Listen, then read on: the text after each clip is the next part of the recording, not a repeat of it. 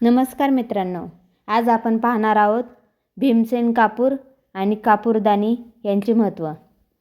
घरात सहज उपलब्ध असलेला पण खूप उपयोगी उपाय. सर्दी, खोकला, डोकेदुखी आणि शांत झोपेसाठी हा उपाय फार प्रभावी आहे.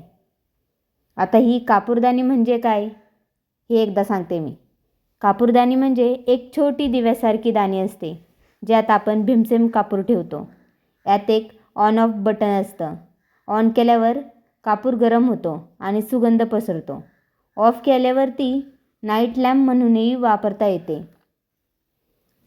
तसेच या भीमसेन कापुराचे फायदे तुम्हाला माहिती आहेत का? चला मी तुम्हाला आता भीमसेन कापुराचे फायदेही सांगते. सर्दी आणि नाक बंद होणे हे कमी होते या कापराच्या वापरामुळे.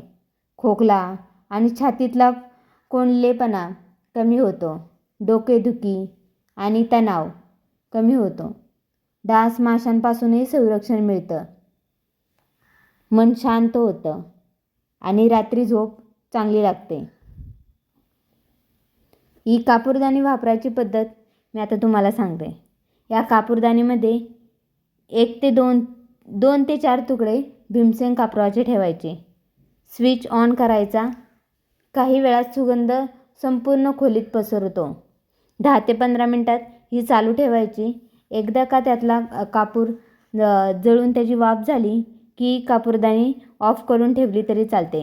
याचा सुगंध रात्रभर खोलीत पसरतो. लक्षात ठेवा, खूप जास्त कापूर यात वापरू नका.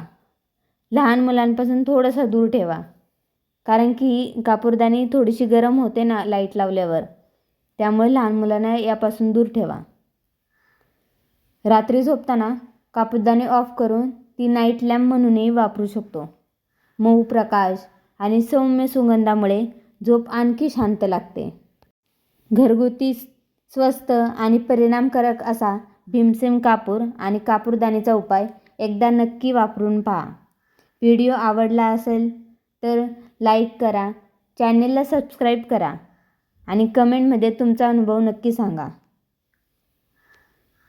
थँक्यू.